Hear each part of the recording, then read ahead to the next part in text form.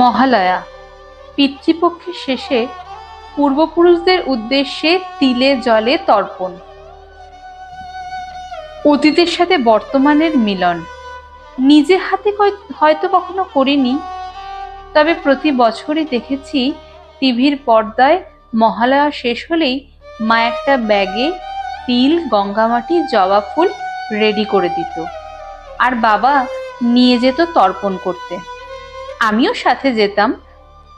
বাবাকে দেখেছি কি ভক্তি ভরেই না পূর্বপুরুষদের উদ্দেশ্যে তর্পণ করত।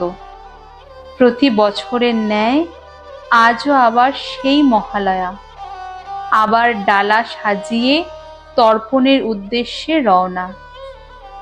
কিন্তু আজ আর বাবার সাথে না, বাবার জন্য তর্পণে যাবার পালা। আজ আমাদের তর্পণের পালা। মন্ত্রে মন্ত্রে ধ্বনিত গঙ্গা ঘাট, বাতাসে মিছেছে আগমনের সুর। আমরা এক বুক স্মৃতির সাগরে দাঁড়িয়ে অপেক্ষায়।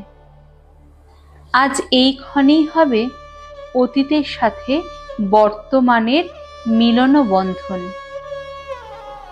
বিশ্বাস করি আশেপাশেই আছো তুমি, নিজের হাতে গ্রহণ করছো আমাদের তিলে জলে পিতৃতর্পণ।